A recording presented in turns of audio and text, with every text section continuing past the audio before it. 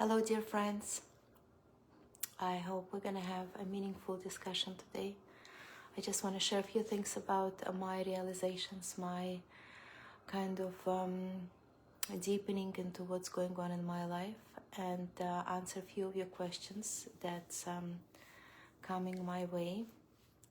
Maybe address a few points, general points that could be useful to you. So primarily I just wanted to touch base on how I'm coping with everything that is rising up, that I'm dealing with on emotional, mental level. And this looks like as a topic for many of you that reach out to me, that your mental state of being, your kind of come and goes of your different mental imbalances, very much kind of showing up right now. It's either a time, astrological time, or maybe energetic time, that people are going through different waves of like emotional and mental imbalances. So as I'm going through my grief period over losing my husband, so I as well go through some like popping in mental, emotional, in a way, process that I need to show up in a more conscious, in a more present, in a more loving way for myself. And again, there is no way of preparing. Like, you don't know that Tuesday at 10 a.m. you're gonna have this emotion coming up. It just shows up as you go. And what I noticed, hello my dear, welcome. The more resourceful I get, the more I'm ready to take on the next layer of emotional imbalance or stuckness or inability to deal in the past, but all of a sudden it shows up. That means I'm able to deal. I'm kind of prepared myself to face certain pattern that was repressed or pushed away or neglected. And I truly hold and understand that space, that in the past year and a half at least, I was so preoccupied with taking care of my husband and wanting to be there for him and be there like on a practical level, just on a physical level, show up, help, assist, give a hand, be there to serve him, whether certain specific diet that he wanted or specific dish or like certain herbs or juicing or smoothies or etc., etc. So what I was processing, what I was feeling at that time, I kind of did not live through that. And right now it's showing up. Right now, not only losing him, all those bunch of emotions, but those emotions that I didn't live through back then, like a year and a half ago, 4 years, 3 years since he had the cancer, they're slowly showing up. And you might say, oh, I rested well and I started intermittent fasting and I started doing like really good quality green smoothies, and I increased my walks and exercise, and I do Tai Chi and I do breathing, and I'm in this mess. Like, why would it happen? Yeah, like, why am I facing such intense emotions or mental instability or something. But I want to explain to you how it works and how I notice the more resourceful you get, the more you equip your body in order for those emotions to finally come up, the more ready they're showing up. And it's important to understand, it's not that you are not doing something right, you're actually doing something very right, that those emotions showing up.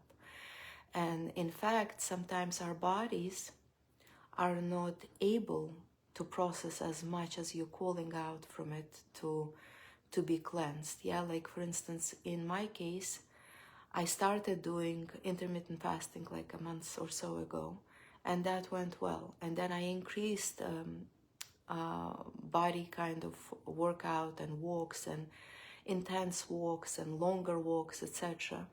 And that was also good. But when I introduced those like brutal green smoothies without much sweeten, kind of addition, just good cleansing deep green leaves smoothies, that really did it. Like combination of three things completely took me to another level of processing my emotions.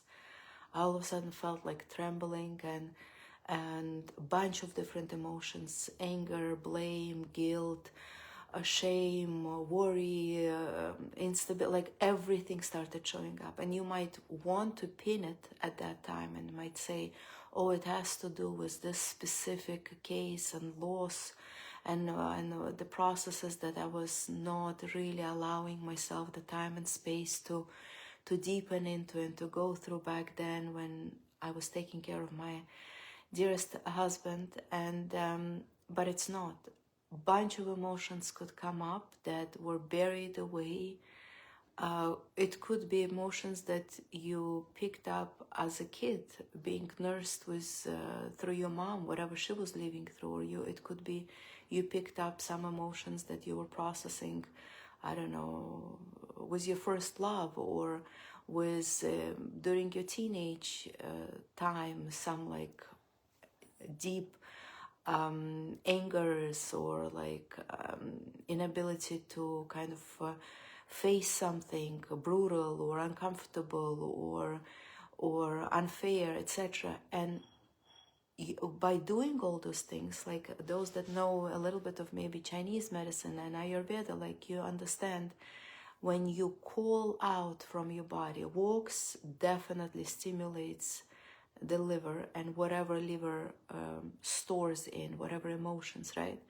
Deep green leaf smoothie, definitely. The more green, the more liver gets detoxed. And of course, fasting is like the top best to detox the liver. So all the emotions show up. And when it shows up, don't try to kind of logic with it. Don't try to understand and react, especially. Of course, the tears will come out, the trembling in your body, the sensations, the kind of inability to do anything else but to face that emotion or those emotions. But it's important to understand it comes out in this wash in a way, right? It comes out because you're trying to make it come out. You want to create more space for fresh, for new, for more useful. Those old stuff that you kind of holding on to need to come out, and it's good that it's coming out. And those cries and trembling and feeling raw and feeling unstable, it's a good thing. Like we have this tendency to interpret, oh, something's wrong with my mental stability, I'm not mentally there, I have good days and bad days. Like I always hear, I'm going through a lot of mental instability, or I process a lot of stuff. And people define it or interpret it as a bad thing. No, it's a cleansing thing. Either something new is pushing it out. Let's say a new relationship is coming your way, a new child is about to be conceived, right? Or a new project or a new chapter in your life is about to kind of come in, and it pushes all the old stuff out. So you could look at it and say, oh, lots of trash. Or you could say, oh, trash is coming out, we're creating space for something new. So it depends how you interpret, and it depends how you tuned in. Like some people do this disconnect, exercise, diet, healthy lifestyle with like nothing to do with mental processes. Like they they process their mental state of being separately from like, and yes, and I go to gym, yeah? No, it's all connected. Your gym, your shakes, and your smoothies, and your supplements. I'll speak a little bit about supplements as well. And your surroundings, like who you choose to interact with, what energies you surround yourself with, what do you choose to do at your free time, what disciplines you follow, all those things, and how much in a healthy way your body gets tired every day in a good conscious way. So all that will affect your stability or in some way instability of your mind and your emotions. But that instability of your mind it's a good thing.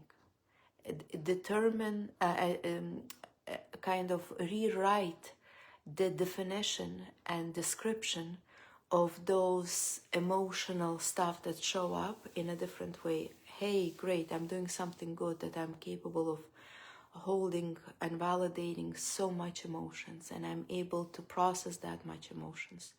They're coming through me right now. I'm breathing through those emotions.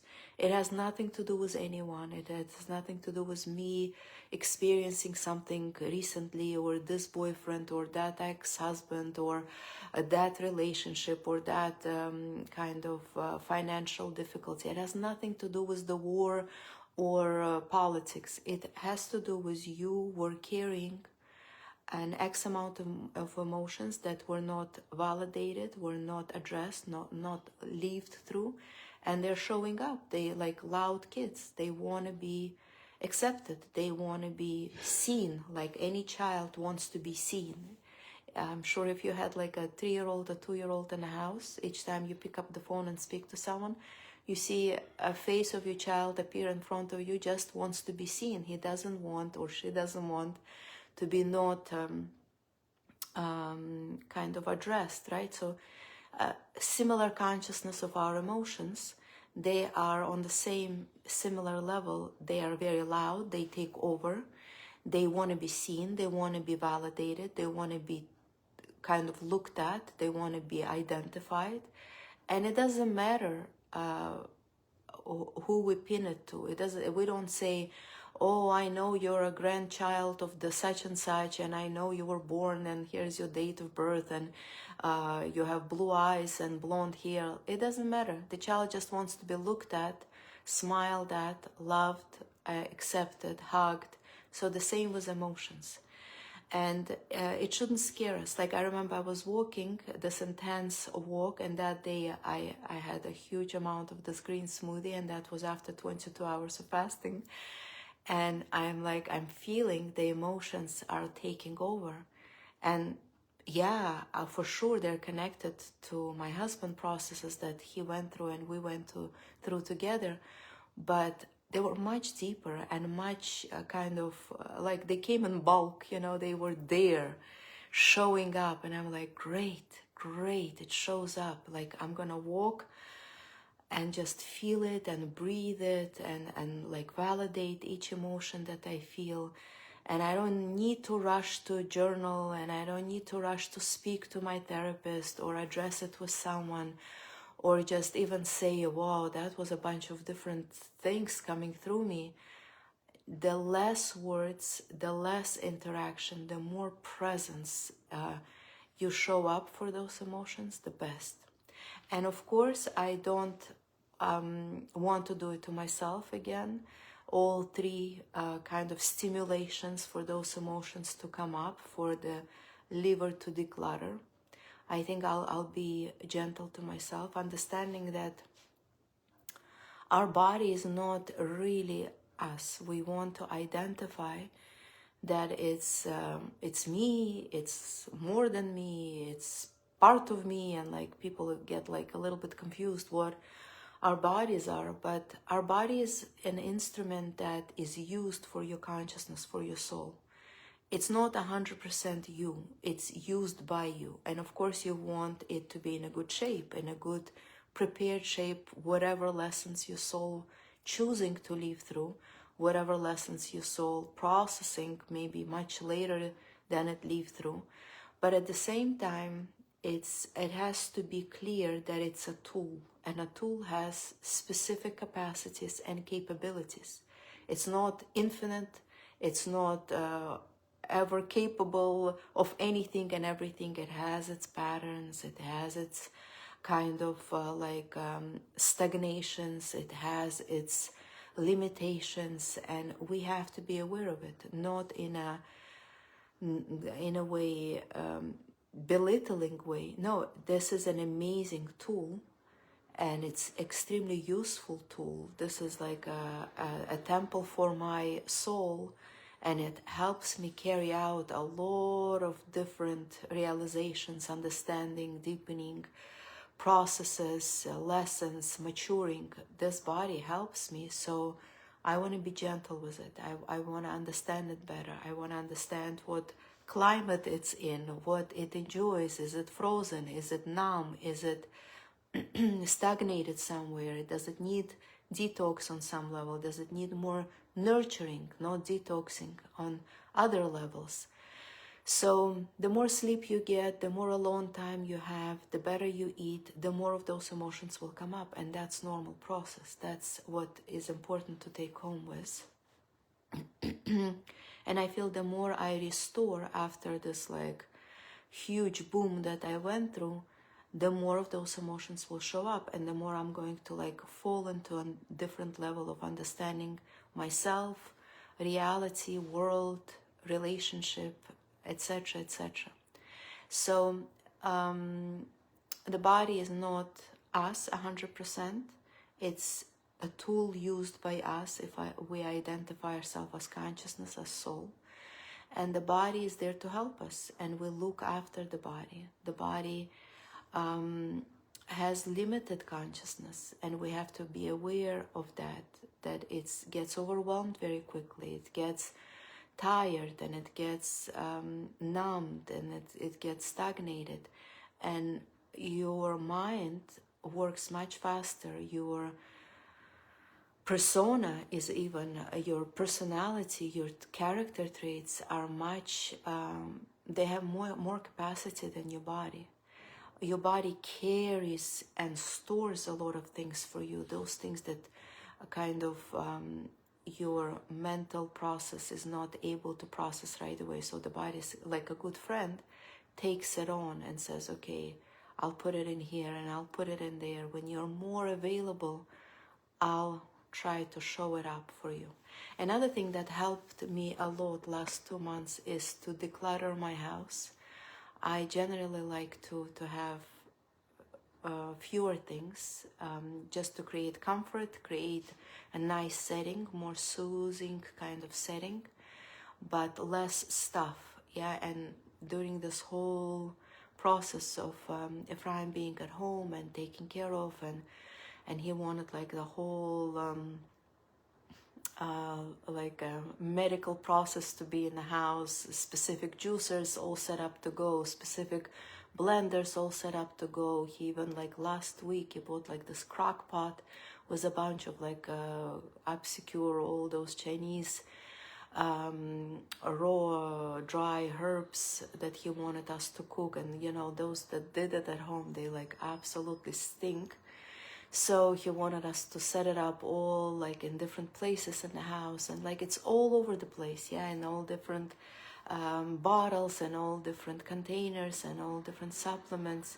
And besides for that, all medical supplies that's related to him. But then those things that I accumulated for just household. So I started decluttering. And that's also a mental process. Like I say sometimes, I consult a person and I see that on their face or in their aura, so to speak, everything will be fine if their surrounding will be a little bit less cluttered. And I just tell them, okay, I have an assignment for you. For the next week or months, you take one bag out, one garbage bag out of the house, shopping bag, 3 shopping bags out of the house. Like you look at things and you just say, like I give this example to people. You look and you say, if I didn't use it, it's somebody's, or it's just trash, and it doesn't belong to me. And I hold on to things that don't belong to me, and I mix into those vibes, those energies, things that don't belong to me anymore. If I don't use it and I'm no longer interested in it, out of your house. And yes, sometimes you get too carried away. Maybe you throw out things that you might need tomorrow and you get, oh, you know, like I should have kept that. No, you'll go buy a new one. And it's okay to go through that process. New, fresh, you bought it, you knew you need it, you reevaluate for different reasons. And it's best to just get rid of stuff, especially if you want to process. Thank you so much. If you want to process your mental and emotional kind of decluttering and understanding and deepening, it's important to clear your space. Just the space you live in really affects you, really affects your stability and your ability to take off and do more and invite new, etc. So like few words about that. I wanted all Ephraim's things that he bought last days, last weeks, last few months for himself. I wanted to be useful, so I definitely reached out to some gmachs and organizations where people help, like patients, and I took my time, and sometimes it took me like to drive an hour one way, but I wanted like 5 huge garbage bags of medical stuff to be donated in the right place, you know. And some people get like stuck with that. I want you to understand, if it's going to take you forever for those bags to get picked up or for you to deliver, better to just put it out. Somebody will pick it up. You could just put it out somewhere and it will find its place. But if you could identify and be responsible to take care of it like immediately, then you do that. For instance, like Ephraim's massage tables, he had few massage tables and massage chair. I wanted to donate to the doctor he used to go to, a Chinese acupuncturist doctor that he was like amazed by. He recommended to a lot of people, foodie, and I believe this foodie has, Dr. Foodie has school, and I made sure to call and asked if they would be open to get it as donation, and I delivered those clunky massage tables. Like I took time off and I wanted to do that, and they just like one step at a time, get rid of stuff as much as you can. And of course, when it comes to Ephraim's belongings, it was an emotional process. I knew I would look at some of his things, like his clothes, and I would say, I'm not ready to take that off the shelf yet. I'm not ready to give it away yet. And like some things would take me a week, 2 weeks, 3 weeks to just like be ready to come there. And that is an emotional process. Things that your loved ones gave you and you know it's no use anymore, your relationship is gone. Look at it, don't keep it, and try to move yourself through getting ready to prepare to get rid of it.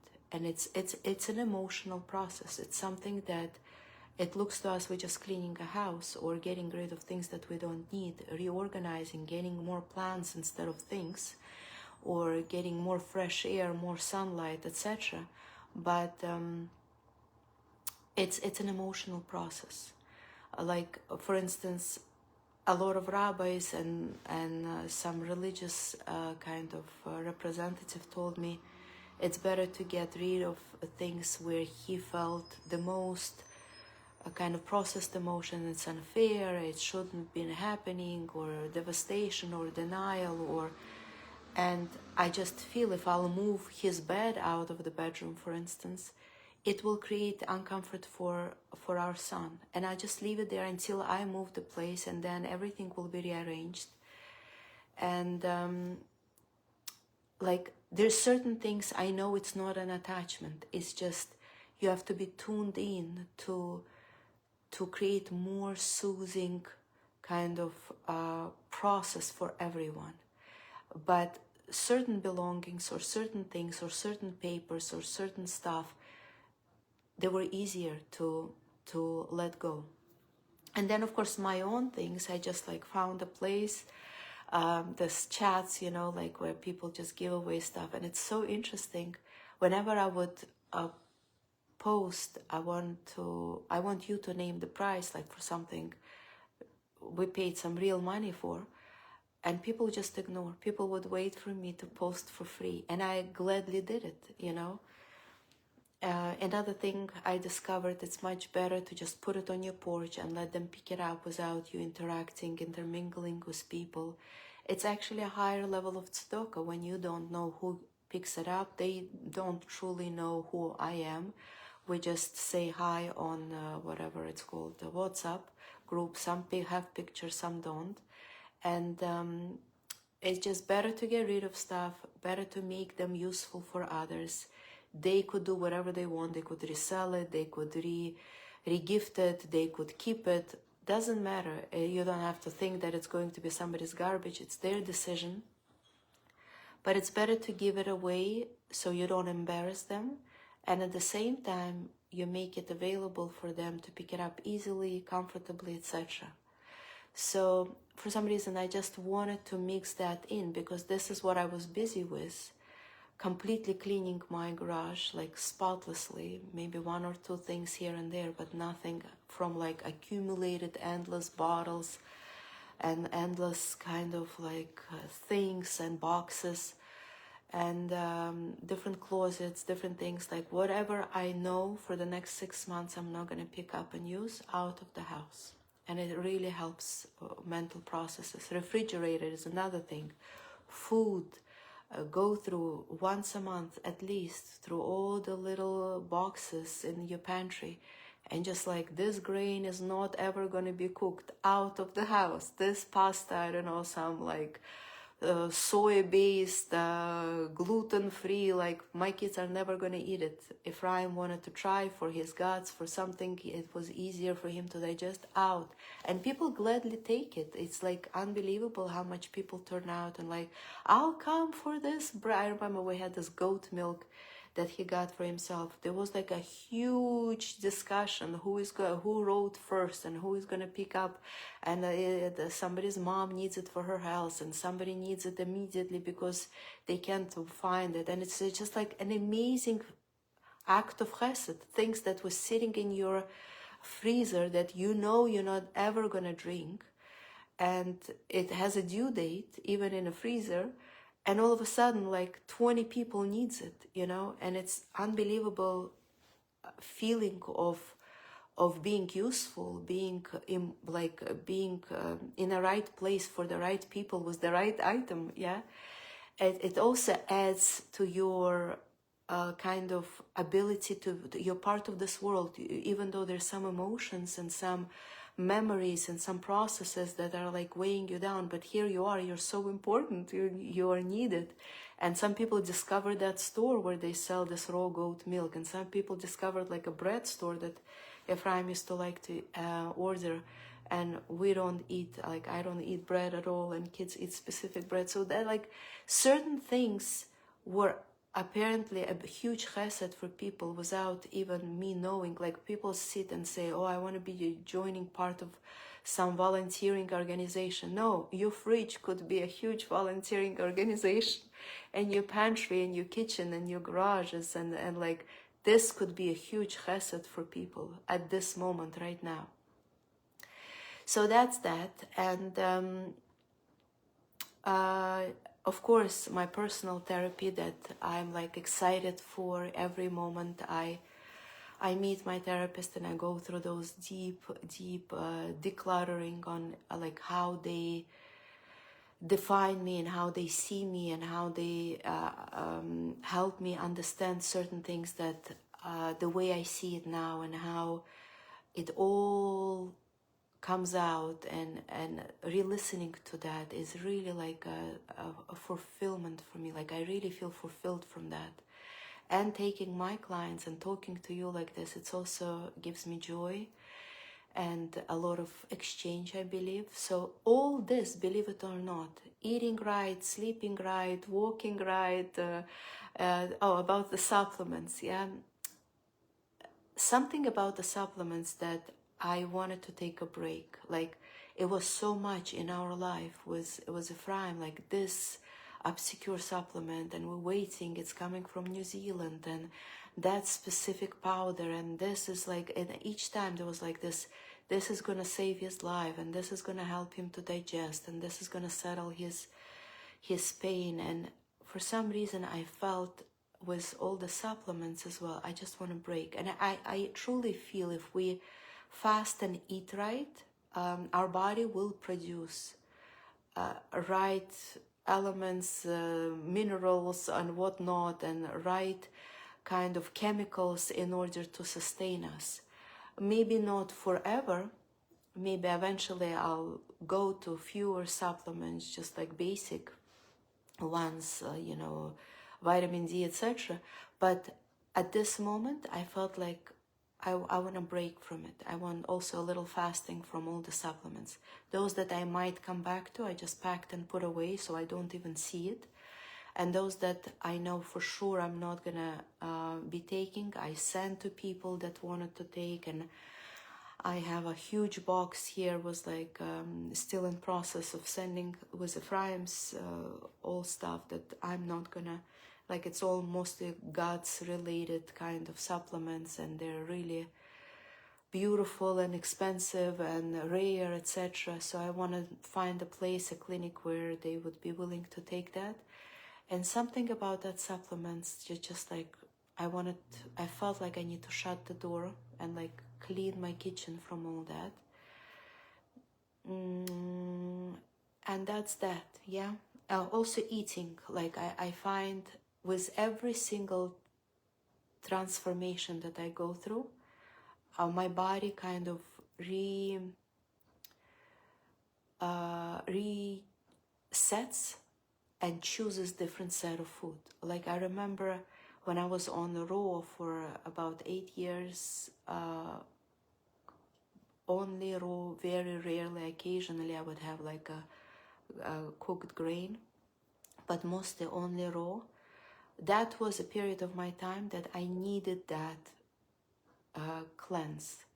But completely going on raw right now, it's going to be unhealthy. Like I fully feel that it's just not sitting right with my age, with the emotions that I go through, and walking, a lot of quiet walking helps me also choose the right food. Like when you do the like constant, regular, long walking and a little bit of weights, that also, like, I wouldn't want to pick up some vegetable or some combination of food and all of a sudden I'm craving that. And I know it came as a result of certain process that kind of worked itself out, right? So there's a lot of inner studies, a lot of shifts, a lot of changes happening. I remember with every pregnancy, and also like there was a huge gap between the baby me and Ephraim have together. Benjamin, it was about 10 years difference, 11 years when he was born. When I conceived, it was 10 years or just over 10 years. My body starts preparing for pregnancy at least 5 months before I get pregnant. And I noticed that. It's just unbelievable study. I know with the choices for food I choose, they're very different from what I would normally choose.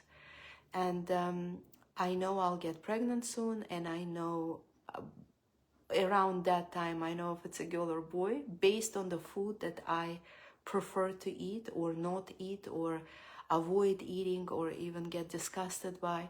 And I never have morning sicknesses. It was all 7 children, never had morning sicknesses, never had all this like repulse reactions or like to food or anything. But I knew my body is resetting for a specific soul with specific programs to enter. And that soul is already around in my aura. It's already coming. So when I finish nursing and finish with delivery process and all that, I also like regroup and reshift and eat completely different food. So with every transformation that happens in my life, there is always a reset. And like those people that are vegan forever and raw forever and like meat eaters forever, I think it's not 100% intuitive. It's more mental, more philosophical. Intuitive is constantly changing, just like you constantly changing. Your emotions are constantly changing. Your capacity, consciousness constantly changing. It's just like so different. You can't be forever in one mode, eating the same dish, the same set of fruits, the same smoothies, the same supplements. It's constantly changes. So yeah, that's that. Being in nature obviously helps you declutter on emotional level. For me, ocean is just something, just does things on its own. When I stand right, especially when it's an empty beach and you're right by the ocean, something vast opens up and something like really deeply cleanse. And when I come to the beach and when I leave, it's a completely different me. And Ephraim knew that. Miriam, maybe time for the beach, like he would say. I really reboot, kind of restart, reset. And some people, like he, for instance, did not like beach that much, but he did like woods, like deep woods. He would completely reset himself energetically, especially if you would do like Tai Chi and breathing exercise there. So we're all different and we have to honor that and respect that. Another thing I wanted to say, I wanted to throw on myself doing yoga and Tai Chi at the same time, together with all the other things that I introduced, and I understood it's not happening. Like first, those walks, I enjoy the weather, the Florida weather now, it's pleasant, especially evenings and early mornings.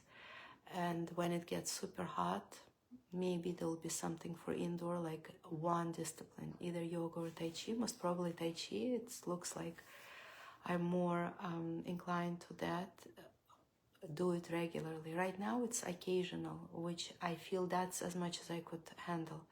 We have to understand, if let's say you introduce yoga, Tai Chi, green smoothie and intermittent fasting, there is a certain amount of things you need to put aside while you introduce all these things, right? And you kind of always need to know what are you putting aside, which other stuff that you daily do that needs to be put on hold while you do this. And it's like managing, in a way, managing your energy.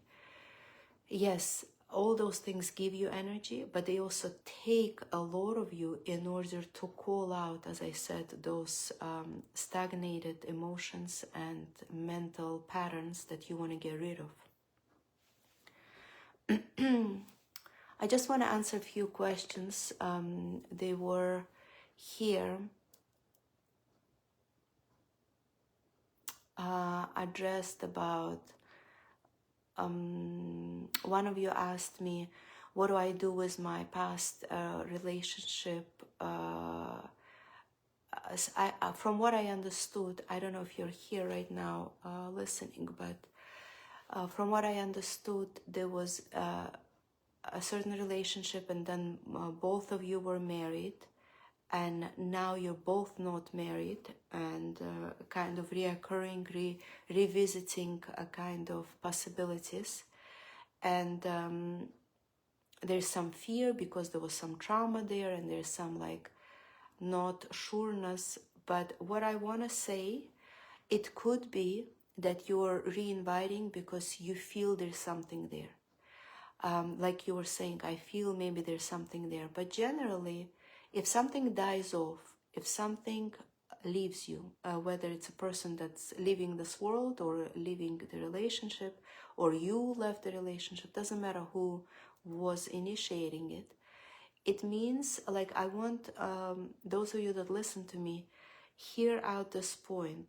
There's certain relationship meant to be for a short period of time. It doesn't mean that if you met someone, they're right away your soulmate, you're right away going to build 3 businesses together, you're right away going to have 5 kids together, you will live forever the most beautiful life for 53 years. It doesn't mean that.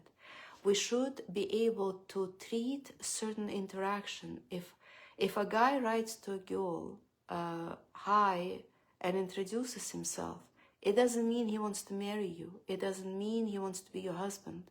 It doesn't mean he wants to have family with you. It means he's introducing himself. That's exactly what it means. And especially in a girl's mind, I hear it again and again. And I ask, what exactly happened? What did he say? He invited you out. You went out. like in a girl's mind, and it means that's it, we have a family together. And in a guy's mind, it means we had a good time together. One date or one meeting, or I introduced myself. And it get really overwhelmed, some guys, and they run fast, you know, because there's like this like life-term obligation on their heads. And even if you had some romantic exchange, just look back, whether it was 10 years ago, 20 years ago, 15 months ago, and just say, why did I need this person back then?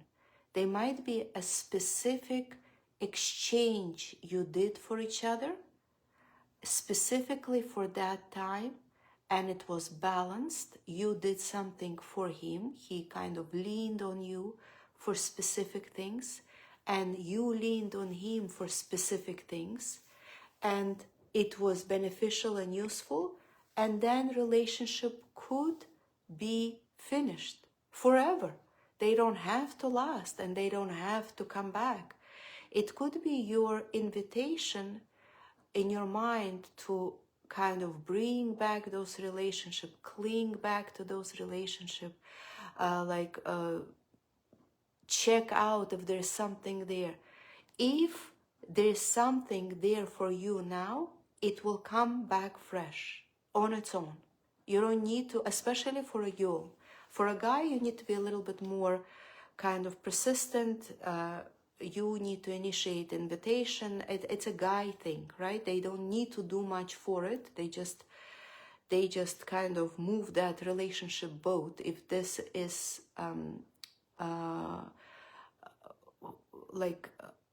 makes sense to them, right? But for a girl, the more she cleanses inside, the more she declutters, the more she takes one emotion at a time, the more she processes her things, the more she understands where is she right now, with everything is going on, with her body, with her mind, with her personal development, with her maturity, with her traumas, with her job, with her friendship, with her living space, with her expression in the world, with her loving the world, loving God, and all that, the more she'll understand, looking at the guy that just says hi to you, what is this guy coming into my life for? Just for hi, just for one cup of coffee, just for one nice conversation, maybe for longer interaction, maybe for longer kind of support system, maybe for marriage. But you will be clear at this moment. You will know this relationship is coming for this specific exchange. And whenever I hear those emotional clinginess, like attachment and stuckness, and like, I often do this process for girls. Take an object, imagine this is the guy, and just say, I'm sorry, I made a mistake. I pinned my dad, my mom on you, expecting forever lasting relationship, wanting to receive outrageous support and encouragement and upliftment and love exchange. All this is like this foreverness, yeah? It's really, you're looking for a mom and dad, because your mom and dad are forever your mom and dad. You will never have any other mom and dad. You will never divorce them. Even if they go to another world, they will forever be your mom and dad. And whatever we did not finish with them, if we come with those tendencies and those energies, looking at the guy with forever eyes, this is looking for a mom and dad. And you make a mistake, it's okay, and you just address it. Just say, hey, I don't know, Max, that was a mistake.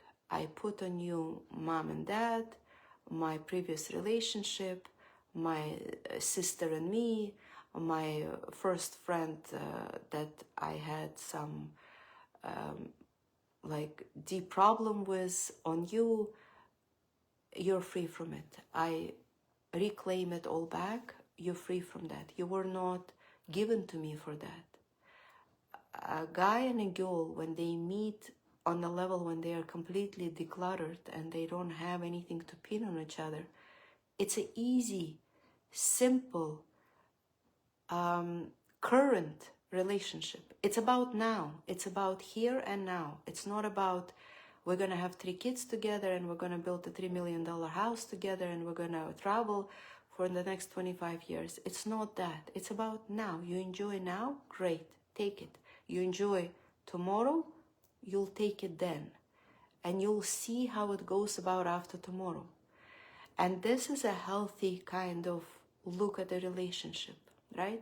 So again, when somebody from the past coming back, treat it as new. Don't treat it as somebody from the past. Look at it, okay, here I am standing now with all this blah, blah, blah happening in my life. Here she or he standing now with whatever is happening in their life. Let's see how can we be compatible. Not about the past. Never bring the past stuff into the mix. The past was done and finished with. Even if it was unfinished, that was closed. It's done. You cannot ever go to the past. It's like when you throw out a bunch of stuff in your house, you can't look there. It's gone, right? So if something shows up today, look at it like it's from today. What else was there? I think that was it, maybe. I don't want to address other topic that was like a little bit too intense. Maybe it's for another talk.